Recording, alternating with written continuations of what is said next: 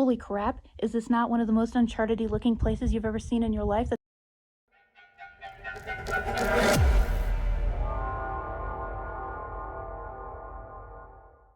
In late December, we packed up our car, our pup Tenzin, and headed to New Mexico. After 15 hours of driving, not including all of our stops, we made it to our family's house for Christmas, and then the adventures began. New Mexico is full of places and activities to make you feel like an Uncharted adventurer. There's Jeep trails for off-roading, horseback riding, and cairns. A cairn! But of all the Uncharted games, New Mexico is best equipped to fulfill your Unchartedesque deception dreams. The first Unchartedesque stop on our list is Chaco Canyon. This UNESCO World Heritage Site was once home to the ancestral Puebloan people from around 850 to 1250 Common Era. While it is often most noted for its large structures and for masonry, it is also of interest to archaeoastronomers, as there are slabs functioning as solar and lunar calendars. If you're interested in this, you should look up Chaco Canyon Sun Dagger for more information. Hey guys, Doodlebomb with Sourdough Dingo Studios, and this is the first Uncharted project of the year. I am in San Lorenzo Canyon in New Mexico, United States of America, because holy crap, is this not one of the most Uncharted-y looking places you've ever seen in your life that's in the United States? One of the things that lured me in about Uncharted when I first started playing was that I always wanted to travel. And kind of nobody around me did. I was the first one to go out of the country, and I'm the first one who's gone out of the country multiple times. My brother has gone to Tokyo, so he did get one on me, but so I'm kind of known as a traveler in the family, which I love. But of course it wasn't always that way. Traveling is really expensive, right? And so one of the things I loved about Uncharted was it could take me to all these different places. But they are far away. So one way to give a little solution for that travel bug, and if you're super in Uncharted, is to come to the San Lorenzo Canyon in New Mexico. This looks so much like Unchartedesque Deception. I absolutely love it. It's so cool because you can drive around. I'm pretty sure you can actually ride horses here also. But on top of that, you can camp here. There are campsites. And it's not a super overrun location with tourists. Kind of like the Great Sands, or the White Sands, sorry. The White Sands, I love White Sands, don't get me wrong. But we sat in line for like an hour the other day. But this is a cool place because you can find bits of solitude here, and there's so much you can climb around and look at. And if you really want to be like Nate and do a bunch of rock climbing, this place is okay for it, but there's an even better location for rock climbing only like 40 minutes away called Box Canyon, and there are tons of climbers there. Every time we've gone on a hike there, we've seen climbers, and they'll even bring out those pads they put on the ground so they can like fall on, and it's just awesome. New Mexico is just such a good place to do some Uncharted shenanigans.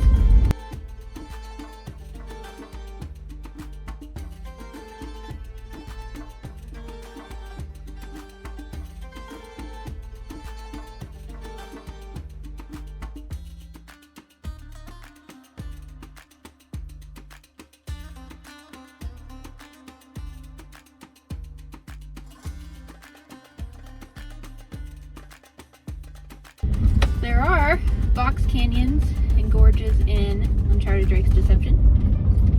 Whenever you're going on the horseback chase to get Sully.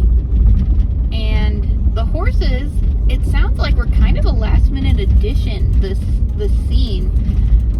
Or maybe they wanted this chase scene the whole time, because that's kind of a signature thing of Uncharted, right? You have a big chase scene either on the train or whatever. But anyway, so they wanted to add that. They did, but then that increased their load of animations by a ton, because they had to animate the horse first of all, and then they had to animate it walking and trotting and galloping, because they wanted to show the different speeds that you were at when you were riding your horse. And then they had to kind of polish it off some more, so they added some ear twitching and the tail swashing and all that. But it sounded like it was of late in the construction of it, like in the production timeline that they did this, so people were stressing out a little bit.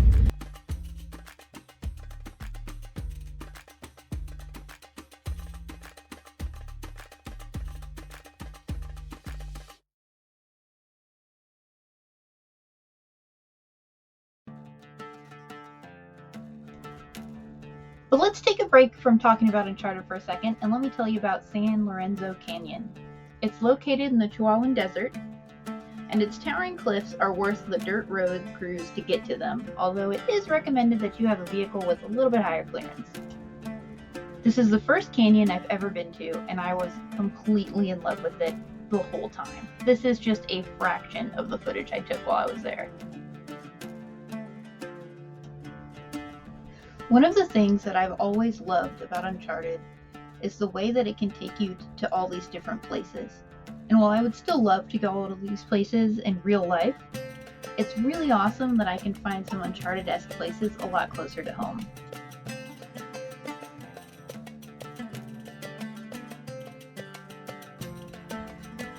There is hiking, camping, wildlife viewing, and if you really want to get your Nathan Drake on, you can weave around and squeeze your way through slot canyons located on the trails surrounding the main canyon.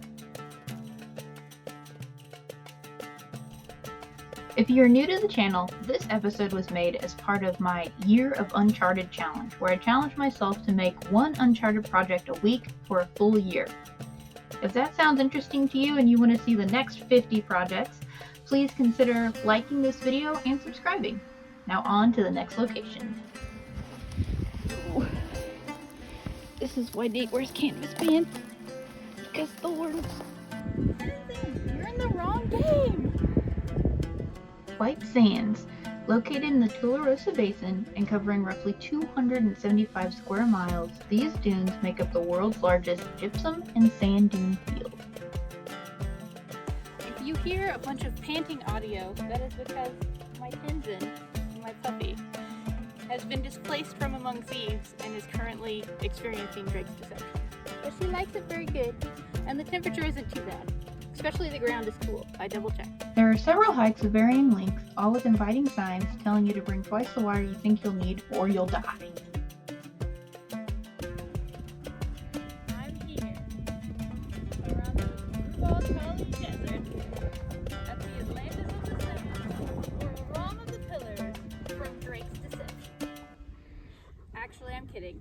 I am at the White Sands Dunes National Park in New Mexico because I haven't gone to the desert yet. But this seemed like the best place to do a recording about Drake's deception. If you go around midday when the winds are high, you can see your footprints disappear beneath the windswept sands. And if you walk far enough, you may even start to experience the surreal feeling of being lost in the desert. But if an existential crisis isn't your thing, there are plenty of other activities like hiking, camping, photography, stargazing, and sand sledding.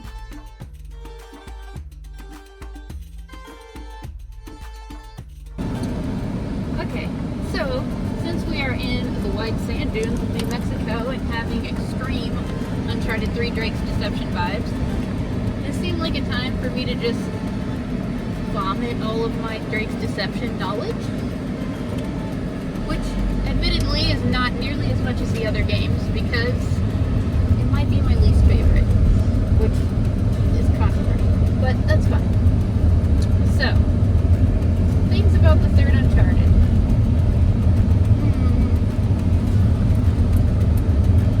Well, one, I don't know if this is a confirmed fact, but I feel like me and many other people have come to the same conclusion that Nathan Drake's outfit, when he gets lost in the desert, is legit a copy.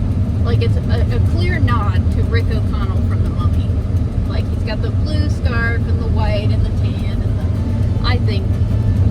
I don't know if I can find a source for this, but, I mean, come on. There's one. And then, of course, they use the awesome cargo wreck scene in the Uncharted movie, which... a good time, I guess. And the fact that it segued into them having a cameo of Nolan North did make that pretty good.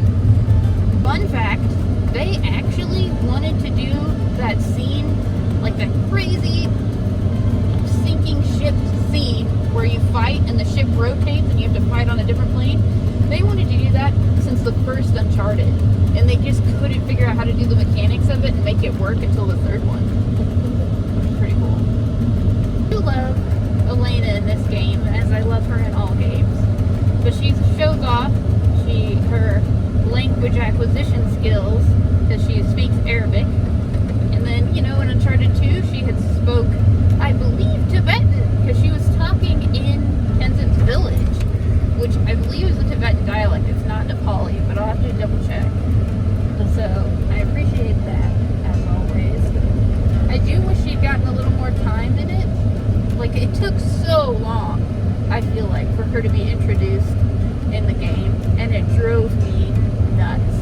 The very first time I played it, because I was like, where's Elena? Where's Elena? Where's Elena? Why aren't we talking about Elena? Like, that drove me insane. I think the first time I played it, I like literally was watching the percent of game completion to be like, this percent of the game before Elena's introduced. But that's fine. Let's see, we see Cutter's apartment in that game. I know, and we see Cutter's apartment in the third game.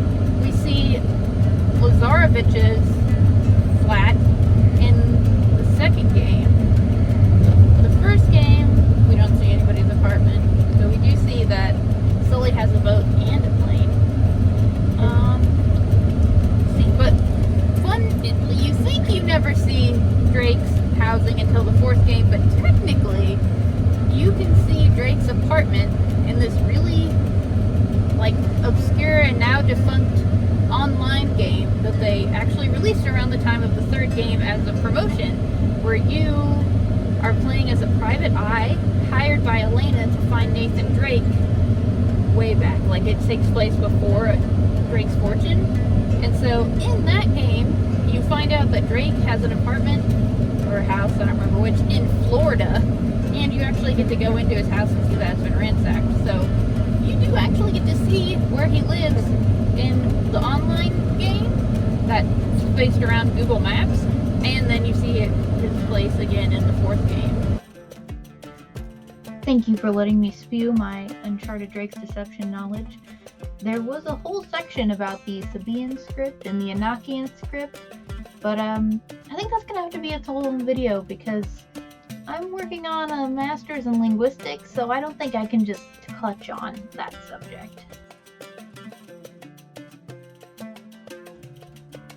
Our next location takes us to the Gila Cliff Dwellings.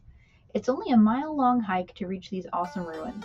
These structures were built by the Mugian people, and archaeologists think as many as 15 families were living here at one time. The next site are the Three Rivers petroglyphs. This site has over 21,000 petroglyphs carved by the Jornado tribe between 900 and 1400 CE. This site is notable for its geometric patterns and humanoid figures, and this site is an amazing combination of the ancient world and natural beauty. Here you can see me sketching a picture of the petroglyphs, and honestly, sketching is a key element of any Uncharted adventure.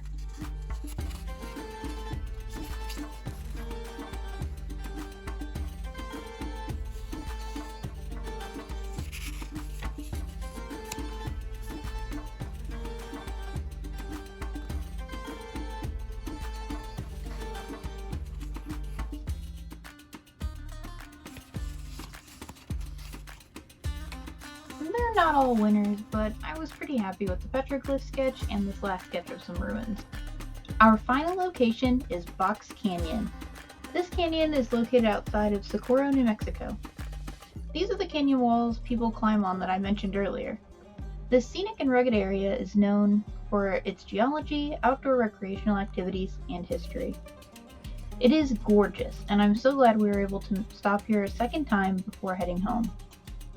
If you've made it this far into the video, I sincerely appreciate you and thank you. I would love to make more videos like this, so if you know of any jungles in the US that I could drive to or any other Unchartedesque locations, please let me know in the comments below. How much to take us to Socorro?